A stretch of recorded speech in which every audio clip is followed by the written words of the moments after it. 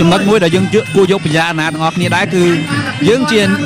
កីឡាករម្ចាស់ស្រុកយើងមានអ្នកគ្រប់គ្រងច្រើននៅពេលដែលយើងចូលវាយប្រកាសជាមានការហូរកញ្ជ្រៀវច្រើនហើយតែការហូរកញ្ជ្រៀវមិនមែនប្រកាសថាយើងទទួលបានបន្ទុកទេយើងហូរកញ្ជ្រៀវឲ្យកីឡាករយើងតែគណៈកម្មការបច្ចេកទេសគេឲ្យបន្ទុកទៅលើការវាយចូលណាបាទវាយចូលហើយយើងលឺសូតែហូរនោះមកវាយត្រូវហើយនេះជារឿងមួយណាហើយទៅពេលខាងបរទេសគេវាយយើងវិញយកទៅហូរនេះជារឿងមួយទៀតណែយើងសិក្សាកន្លែងហ្នឹងទាំងអស់គ្នាឲ្យបានច្បាស់នៅពេលនោះយើងថ្លឹងថ្លែងបានយើងដាក់បន្ទុកបានខ្លួនឯងខ្លះបាទយើងតាមពិតទៅនិយាយលាក់បាំងឲ្យលោកមហាខ្ញុំបាទក៏អ្នកថាអធិប្បាយមួយលោកមហាក៏ខ្មែរដែរមែនទេចង់ឲ្យតែខ្មែរឈ្នះហ្នឹងបាទមានអារម្មណ៍កូនចិត្តមួយចង់ឲ្យខ្មែរឈ្នះតែនៅលើសង្វៀននៅលើតុបត់វិភាគនៅលើតុអធិប្បាយយើងយកឯករាជ្យបាទនិយាយនៅកដាលមកអធិប្បាយជូនបងប្អូនស្ដាប់បាទឥឡូវមកមើលលើសង្វៀនតែម្ដងដូចជាចាប់ដើមហាក់បីដូចជាតំណងបន្តិចហើយបាទព្រោះក៏ចាប់ដើមមកអ្នកទាំងពីរនេះស្វែងរកបន្ទុករៀងៗខ្លួនបើស្គាល់ចាត់ថ្នាក់នេះហើយមិនបាច់ចាំបាច់ស្ទាបស្ទង់អីទៀតទេបាទអង្គរៈកីឡាករចាប់ពីដើមទឹកទី1ហ្នឹងទៅតែម្ដងបកគោក្រហមនេះគឺកូនសិស្សរបស់លោកហុងសឿនគាត់កន្លងមកប្រើដៃបានល្អបាទដៃគាត់ចេញទៅច្រើនហើយតែអង្គរៈអន់បន្តិចគឺអន់ជើងបាទខ្ញុំនិយាយតាមការមើលឃើញអញ្ចឹងធ្លាប់អធិប្បាយគាត់ជាច្រើនមកដែរអាចសន្និដ្ឋានគាត់បានខ្លះដែរណាបាទមិនមែនជាគ្រូក៏មិនមែនជាអ្នកបច្ចេកទេសអីដែរដូចបងប្អូនអ្នកទស្សនាទូទៅចឹងដែរបាទគាត់ជើងគាត់រៀងអន់ជាដៃហើយនឹងជង្គង់បាទចូលទៅបាទកម្លាយភេទទាត់ជើង2ជើងទួនណាឃើញទេបាទខាងពីការប្រកួតលើកមុនមកជួបគ្នាហ្នឹងកម្លាយភេទគេទាត់បានច្រើនជាងអង្គរៈតែវរៈវាយដៃចូលច្រើនទៀតបាទបាទឥឡូវអង្គរៈចាំមើលអាចនឹងផ្ដួលកម្លាយភេទបានទេកម្លាយភេទនេះអ្នកបដាលមួយកម្លាំងគេមួមុតមុំដែរបាទយើងមើលឃើញរៀងយើងដឹងមនុស្សខ្លះយើងមើលតែរៀងពីក្រោយដូចកម្លាយភេទយើងឃើញកគេបាទបឿអញ្ចឹងសិនមនុស្សមានកម្លាំងតែវរៈយើងនេះក៏មកបាវដែរវាច្រើនវាយស៊ូគាត់ល្អណាស់នេះចូលទៅដៃហើយនឹងកែកឆ្វេងស្ដាំ1 2 1 2របស់អង្គរៈតែមុខអ្នកណាជ្រាយល្មមអាចនឹងដួលដែរម្ដងណាបាទសូមរំលឹកថាកម្មលៃភេទនេះអតីតជើងឯកបណ្ដាសកលនៅថៃបាទឆ្នាំ2012ជើងឯកទៅគាត់ធ្លាប់បាយសកលដែរបាទប៉ះមួយអង្គរៈល្អដៃដែរតែកម្លាយភេទយើងឃើញជើងគាត់ក៏ទម្ងន់មកទំហឹងដែរឆ្វេងនេះឃើញទេតែនិយាយផុតពីមាត់កីឡាករកម្លាយភេទទាត់យកកញ្ចឹងក៏អង្គរៈតតែប្រយ័ត្នប្រយែងបន្តិចនៅជើងរបស់កីឡាករកម្លាយភេទឆ្វេងស្ដាំមួយដៃទៀតរបស់អង្គរៈធ្វើឲ្យកម្លាយភេទរៀងផ្ងាកបាទមិនធ្វើទេកម្លាយភេទនៅរៀងញញថ្មិញដើរចូលនៅឡើយឆ្វេងម្ដាយទៅខាងលើម្ដាយទៀតចាប់ទឹកទី1ហើយគាត់ទៀតទុកប្រពន្ធបាទទឹកទី2ចាប់ផ្ដើមហើយបាទអង្គរៈចាំឡៃភេទតែមកជើងឆ្វេងបាទគុំឲ្យទាត់ជើងក្រោមមួយទៀតតែកណ្ដាប់ដៃឆ្វេងស្ដាំរបស់អង្គរៈសងទៅវិញដែរបាទតែកម្មឡៃភេទឃុំបានល្អបាទរៈជាប្រើកណ្ដាលបន្តបាទឆ្វេងស្ដាំរបស់អង្គរៈជង្គង់ស្ដាំមួយទៀតអង្គរៈជង្គង់ស្ដាំសងវិញដែររបស់កម្មឡៃភេទកាច់គ្នាកន្លែងនេះលាចេញតែធ្វើឲ្យបានទេអង្គរៈយកឆ្វេងឡើងជង្គង់ស្ដាំហើយទាត់ស្ដាំសងទៅវិញដែរគ្នាកម្មឡៃភេទចាប់ហើយក៏កាប់ចានមកជើងឆ្វេងនេះខ្ពស់មែនតើជើងឆ្វេងរបស់កម្មឡៃភេទជាបន្តបាទប្រកួតចុងក្រោយនៅកម្ពុជាកម្មឡៃភេទផ្ដួលព្រំសំណាងមិត្តរួមក្លឹបរបស់អង្គរៈបាទវាយព្រំសំណាងបែកពេញទៅមុខបាទយ៉ាងផែអត់បានទេកម្លាយភេទនេះហើយអង្គរៈថ្ងៃនេះមានសម្ពាធត្រង់ថាធ្លាប់ឈ្នះកាលពីប្រកួតវិលជុំអញ្ចឹងទេបាទអ្នកចាញ់គឺកម្មឡៃភេទហ្នឹងតែតែប្រឹងខ្លាំងជាងលោកមុនបាទដើម្បីព្យាយាមសងសឹកវិញបាទបោកតកៃកន្លែងនេះឡើងជង្គង់អុកមួយទៀតទៅលើបាទពួរទឹករបស់អង្គរៈលៀមភ្លាមឡើងជង្គង់ឆ្វេងតាមមួយទៀតអង្គរៈក៏សងទៅវិញដែរពីជង្គង់ដូចគ្នាអុកជង្គង់ឆ្វេងទៀតបងអង្គរៈបាទលោកសង្ឃសរិទ្ធបាទសម្រាប់ញែកកីឡាករទាំងពីរតណាឆ្ងាយទេនៅគៀងគ្នាកន្លែងហ្នឹងបាទទូចូលកែងបរបស់អង្គរៈកម្មឡៃភេទព្យាយាមឡើងជង្គង់ស្ដាំអបនេះកន្លែងនេះត្រឹងបន្តិចជង្គង់ឆ្វេងរបស់កម្មឡៃភេទ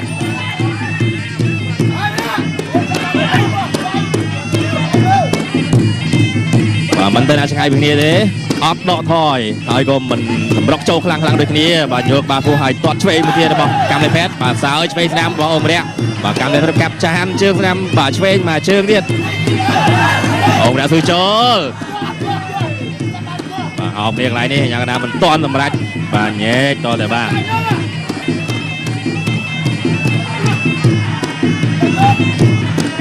បាទកម្មលេផេតអនកម្ពុជាជាងអង្គរៈបន្តិចក៏ប៉ុន្តែបាទចិត្តមិនចាញ់អង្គរៈទេបាទតែអង្គរៈក៏ជាអ្នកប្រយុទ្ធមិនទេថយដូចគ្នាបាទវាយឆ្វេងរបស់កម្មលេផេតឲ្យថែមកស្ដាំមួយទៀតបាទរំដោះខ្លួនចេញទាត់ឆ្វេងស្ដាំរបស់បាទកម្មលេផេតតែអង្គរៈក៏បានសងកណ្ដាប់ដៃស្ដាំឲ្យកែងមួយទៀតបាទទៅលើផ្ទៃមុខរបស់កីឡាករកម្មលេផេតបាទគីឡូ75ដៃមកជើងគាត់ណាបាទកម្មលេផេតឡាយងស្ដាំបានយងបន្ទាប់ពីអង្គរៈវាយកែងស្ដាំមកបាញ់មិញបាទលោកសង្រិទ្ធរុញមកកណ្ដាលថាពីបន្តិចបាទជឡោវិញបាទជឡោដូចនេះវាយស្ដាំរបស់អង្គរៈវាយស្ដាំសងវិញដែររបស់កម្មលេផេតចប់ទឹកទីដល់នោះគាត់បាទឈានចូលដល់ការប្រកួតទឹកទី3យើងកម្លាយផេតមួយអង្គរៈហើយឆ្វេងពីដៃរបស់កីឡាករអង្គរៈឆ្វេងមួយទៀតនៅផ្ទៃមុខអូយឆ្វេងថែមហើយកំហុសមុខទៀតហើយកម្មលេផេតប្រហែលដៃរបស់អង្គរៈចូលយកគ្នាមុខគេធ្វើវាយសកលបាទកណ្ដាប់ដៃមកអត់អីទេបាទអាស្ដាំឆ្វេងរបស់កីឡាករអង្គរៈទៀតតែដូរជង្គង់មួយទៅមួយមកចាប់អោបជង្គង់ស្ដាំរបស់អង្គរៈបាទរយៈថែរក្សាកម្លាំងមករយៈធំនេះមកដើម្បីឡើងលើសង្គ្រាមផ្ដាច់ព្រាត់នេះបាទថ្ងៃនេះគេបញ្ចេញឲ្យអស់ហើយគ្រូក៏មកមិត្តរួមគ្រូក៏មកឡៅសេនាតជាសំលៀងព្រំសំណាងអីមកអស់ហើយមកឲ្យទឹកចិត្តអង្គរៈយក20លានរៀលថ្ងៃនេះទៅផ្ទះវិញឆ្វេងចាប់ជើងពេលឆ្វេងស្ដាំដល់អង្គរៈទៀតអោបជាប់ចេញកងបានទៀតទេកែងរុះតិចទេប៉ុន្តែលោកសង្ឃរិទ្ធអត់ឲ្យនៅយូរទេគៀកសង្វៀនហើយកម្លាយផេតដើរចូលបោះស្ដាំទៅស្ដាំមកជើងស្ដាំនេះទៅចំនឹងក្តៀតក្អមរបស់កម្លាយផេតដួលទៅស្រាប់មិនអ្វីបាទមានផុតកំហុសដូចគ្នាបាទលើទៅទៀតដើរចូលអង្គរៈម៉ាត់ស្ដាំឆ្វេងរបស់កម្លាយផេតបោះជង្គង់ឆ្វេងមួយដែរជង្គង់ស្ដាំរបស់កីឡាករកម្លាយផេតវិញស្ដាំរបស់អង្គរៈជង្គង់មួយថែមទៅទៀតតោងសង្វៀនចូលទៅទៀតហើយទឹក3ហើយឆ្វេងម៉ាត់ស្ដាំរបស់អង្គរៈបាទឡើងប៉ើងធំតែម្ដងឆ្វេងស្ដាំមួយទៀតមើលទៅទប់រួចមុខរបស់កីឡាករកម្លាយផេតជង្គង់ពីក្រោយរបស់អង្គរៈកាច់កន្លែងនេះលោកសង្ឃរិទ្ធបំបែកកម្លាយផេតគាត់ថាបំបែកលៀមដើរចូលទៅផ្លែតែអង្គរៈចាក់ជើងក្រោមណែឆ្វេងម្ដាយទៀតចឹកលើផ្ទៃមុខរបស់អង្គរៈនៅដើរចូលបោះស្ដាំរបស់កម្លាយផេតបាត់ឆ្វេងស្ដាំថែមធំទឹកម្ដាយជង្គង់ស្ដាំរបស់កម្លាយផេតវិញតែវិរៈយកដៃខ្ទាស់អត់ឲ្យវាយជង្គង់ចេញបានទេសល់45វិនាទីទឹកទី3គាត់ចូលមកដាក់យកទៀតបំបែកមកជង្គង់ស្ដាំរបស់កម្លាយផេតគេមកនេះគេសំ power មកប្រហែលអាទិត្យនឹងដែរណាអត់ឡើងវាយគេចាំវាយផ្ដាច់ប្រត់នឹងដូចអង្គរៈដែរដូចវិរៈលើកឡើងអញ្ចឹងគេក៏ហាត់យើងក៏ហាត់កែងសក់ស្លាប់របស់អង្គរៈកម្លាយផេតចូលចាប់ក្រៀកអត់ឲ្យអង្គរៈដកដង្ហើមតាន់ទេដាច់ទៅហើយតែសង្ឃឹមថានេះគឺជាគូផ្ដាច់ព្រាត់មួយដ៏គួរជក់ចិត្តដិតអារម្មណ៍តែម្ដងកែងបោអូយចាប់អោបដងខ្លួនបាទលោកញ៉ាកដាលបំបែកចេញសារជាថ្មីម្ដងទៀតហើយចូលមកធាក់បោតបុកយកពីកម្លាយផេតកម្លាំងគេស៊ូគេល្អណាជង្គង់ស្ដាំបាទស្វាគមន៍គ្នាម្ដងទៀតទឹក4នេះបាទកម្លាយផេតអតីតមកចាក់ខ្សែក្រវ៉ាត់នៅតាំងពីលំពិនីនៅប្រទេសថៃឆ្នាំ2012បាទកណ្ដាប់ដៃរបស់អង្គរៈនឹងក៏បន្តស្រោចលើផ្ទៃមុខរបស់កម្លាយផេតជាបន្តបាទកែងរុះមកថែមទៀតបាទរឹងណាស់កម្លាយផេតបាទត្រូវបងអង្គរៈច្រើនកាលចុងទឹក3ហ្នឹងក៏មានស្នាមបែកផ្ទៃមុខតិចដែរបាទតែឥឡូវជួលចាញ់ហើយស្អាតចេញវិញវាយឆ្វេងស្ដាំរបស់អង្គរៈបាទកម្លាយផេតមានតូចជាងអង្គរៈបន្តិចក៏ប៉ុន្តែបាទចិត្តសឿងអត់ដែលចេះរៀងថយកាន់តែត្រូវកាន់តែចូលបាទបោះឆ្វេងស្ដាំតែឆ្វេងទៀតរបស់អង្គរៈបាទអង្គរៈនៅបន្តដើរចូលដល់ស្ដាំកម្លាយផេតចាប់បានឡាយជ្រុងបាទកែងសក់ពីក្រោយរបស់អង្គរៈបាទពេញបលរបស់កម្លាយផេតបាទតែអីបាទនៅរឹងឡើយទេកម្លាយផេតបាទប្រកួតរហូតមកដល់វគ្គផ្ដាច់ប្រត់នេះអត់មានអាគេដួលប កម្មឡៃផេតបានទេនៅក្នុងប្រភេទទម្ងន់75គីឡូក្រាមបាទបងប្អូនអ្នកប្រយុទ្ធភេទកោជលរបស់ PNN មានតែអង្គវរៈនឹងឯងដែលផ្ដួលកម្មឡៃផេតដោយបន្ទុកបាទការពីប្រកួតវិលជុំកន្លងទៅឥឡូវប៉ះគ្នាជាលើកទី2បាទអង្គវរៈបាទចន្លោតិចស្ទុះមកបា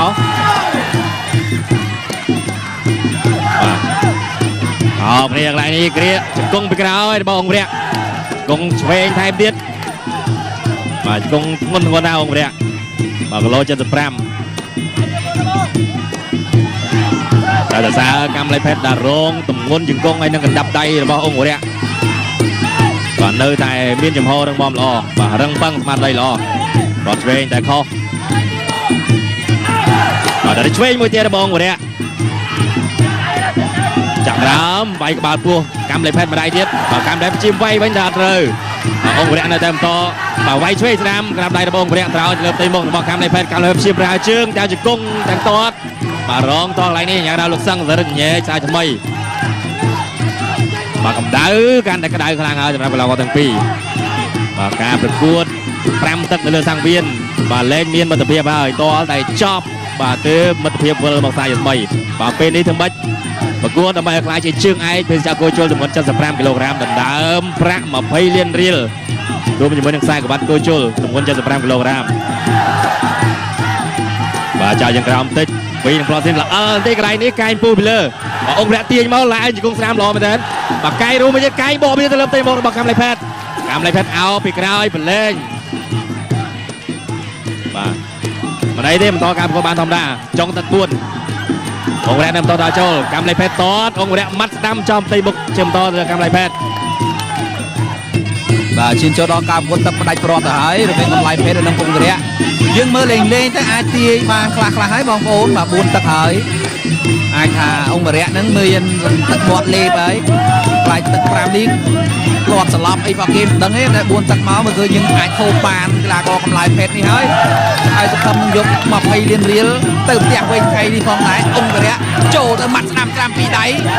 ជង្គង់មួយទៀតជង្គង់តាមវិញកែងស្ដាំរបស់អង្គវរៈកែងសក់ស្លាប់របស់អង្គវរៈកម្លាយផេតចង់ដូរទឹកចុងក្រោយអាយអើយដូរដែរហ្នឹងមានអីបើដដើមខ្សែក្បាត់អីមានទៅទុកកលាំងវាយវិលជុំអីទៀតចាំកាលលេងអស់សល់ប្រហែលបាច់ម៉ែចែកឲ្យអីមកប្រហែលចេញថ្ងៃហ្នឹងអស់ហើយម៉ាត់ដៃឆ្វេងអង្គវរៈម៉ាត់ស្ដាំអាវដកថយពីកម្លាយផេតវិញអង្គវរៈនៅតែដើរចូលបោះឆ្វេងទៅបាត់ដាំពីដៃរបស់អង្គវរៈជើងឆ្វេងមួយទៀតរបស់កម្លាយផេតម៉ាត់ស្ដាំថែមខោឆ្វេងខុសម៉ាត់ស្ដាំថែមជង្គង់ឆ្វេងរបស់អង្គវរៈទៀតជង្គង់ស្ដាំជង្គង់ឆ្វេងកាច់អូបើរុញចេញនឹងវិលមុខខ្លួនឯងកម្លាយផេតនេះគេរឹងដែរចំហរបស់គេបោះឆ្វេងរបស់កម្លាយផេតម៉ាត់ឆ្វេងរបស់អង្គវរៈដើរចូលឆ្វេងចាប់ជើងបានជង្គង់ឆ្វេងអង្គវរៈម៉ាត់ជង្គង់ទៀតអត់ទេតែលោកសឹងសរិទ្ធបំបែបោះឆ្វេងរបស់កម្លាយផេតបោះឆ្វេងខៅឆ្វេងរបស់អង្គវរៈវិញឆ្វេងទៅឆ្វេងមកជង្គង់ឆ្វេង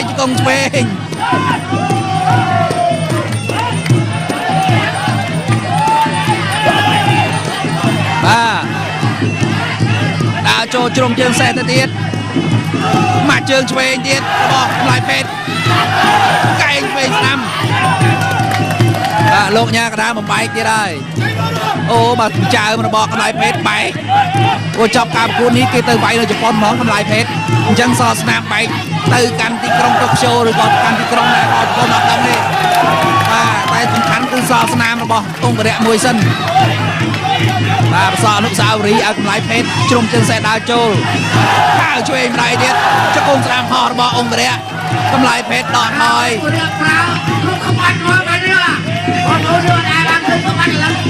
បាទអង្គវរៈនៅតែចូលបោះឆ្វេងរបស់កម្លាយផេតម៉ាត់អាស្ដាំរបស់កម្លាយផេតចាក់ជង្គង់មួយទៀតលើស្ដាប់ការពារបោះស្ដាំគាត់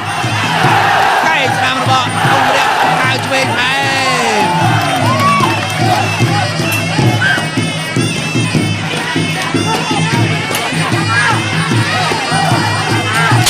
ចប់តាទី5បាទយើងរងចាំស្ដាប់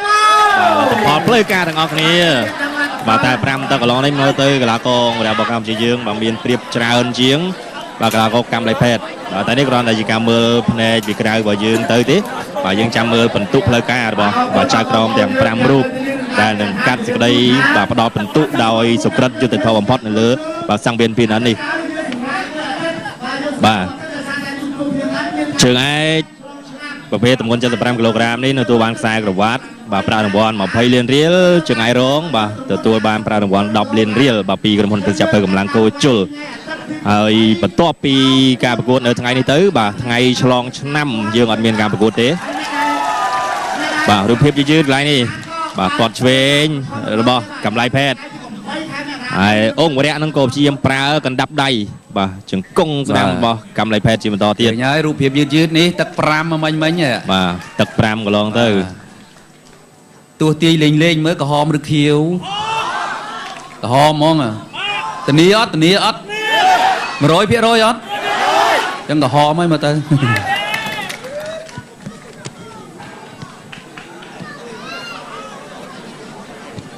បាទនៅពេលនេះគណៈកម្មការតុរបស់យើងកំពុងតែបូកសរុបនៅ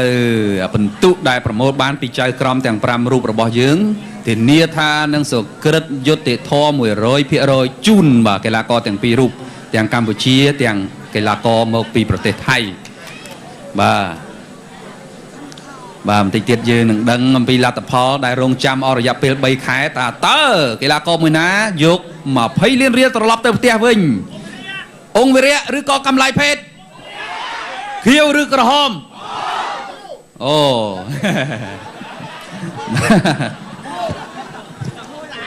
មិនថ្មីទេនៅពេលនេះបន្ទុកនៅនឹងដៃរបស់ខ្ញុំបាទហើយបាទយើងឃើញថាបាទចៅក្រមទាំង5រូបរបស់យើងផ្ដល់នៅបន្ទុក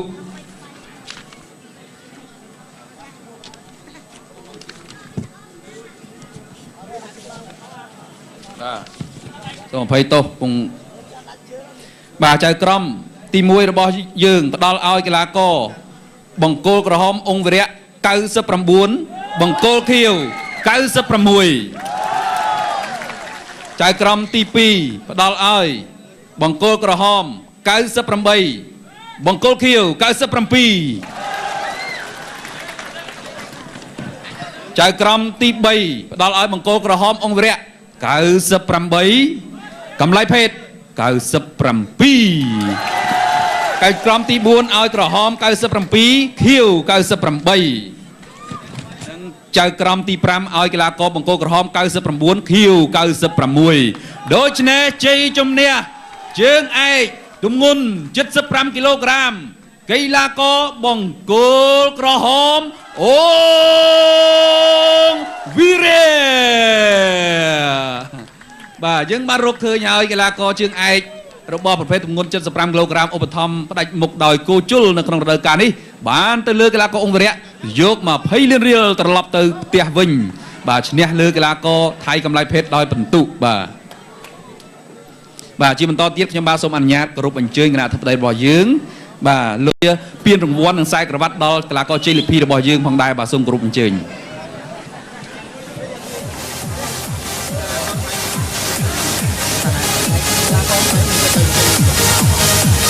កម្លៃផេត comeback